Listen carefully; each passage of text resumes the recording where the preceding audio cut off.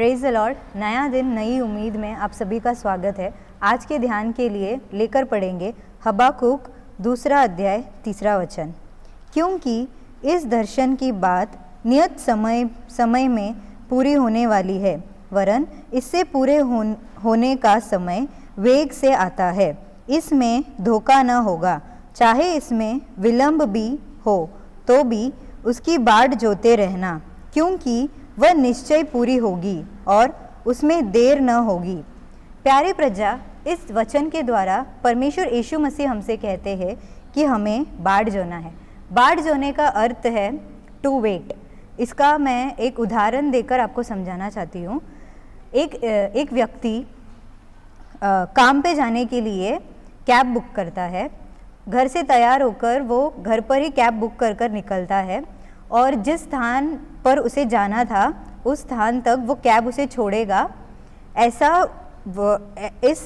समझ से वो कैब बुक करता है। और जब उस समय आता है तब वो उस जगह पर जाकर वेट करता है, ये सोचकर कि हाँ मेरा कैब आएगा मुझे लेने को और मुझे अपने जहाँ मुझे जाना है वहाँ तक छोड़ेगा।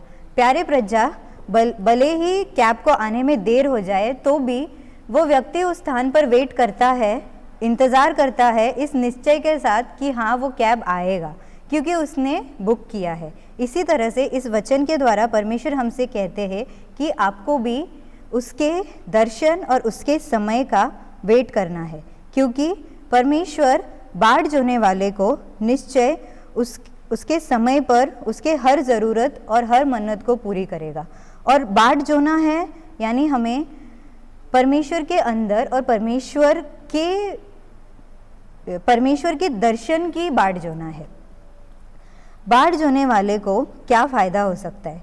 जिस तरह से यशाया 40:31 में उसका वचन कहता है कि परंतु जो यहोवा की बाट जोते हैं वह नया बल प्राप्त करते जाएंगे और उकाब के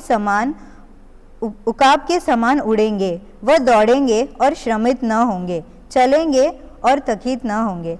परमेश्वर की प्रजा, जो लोग परमेश्वर की बाट जोते हैं वो नया बल प्राप्त करेंगे। यानी हमें परमेश्वर का वेट करना है, उसके सही समय और उसके सही अवसर का। जब परमेश्वर का वक्त आएगा तब परमेश्वर हमारे जीवन में उसके हर एक प्लान, हर एक विजन को पूरा करेगा।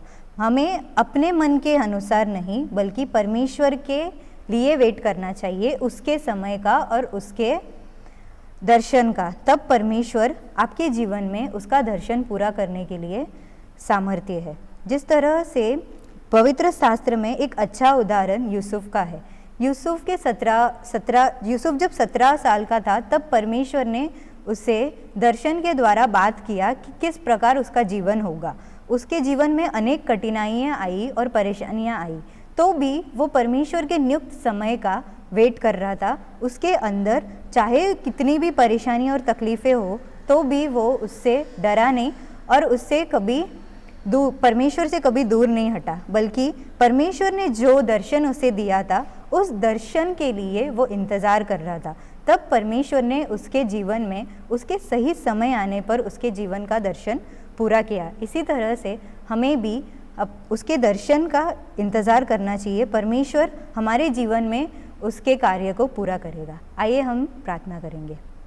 हालेलुया। परमेश्वर, धन्यवाद हो राजा, सुंदर समय के लिए हम आपसे धन्यवाद करते हैं। पिता परमेश्वर, जिस तरह से हमने आज वचन ध्यान किया राजा, आपके हालेलुया परमेश्वर आपके दर्शन के अनुसार हमें हालेलुया परमेश्वर इंतज़ार करने के लिए, आपके अंदर हमारे जीवन को बढ़ाने के लिए परमेश्वर हम आपसे प्रार्थना करते हैं राजा।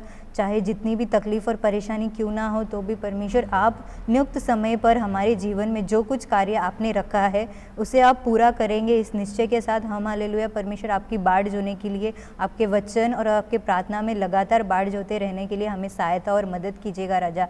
सारा स्तुति, महिमा और आदर हम आपको देते हैं। उद्धारकर्ता यीशु मसीह के नाम से मांगते हैं, सुन ले मेरे प्यारे पिता, आमीन।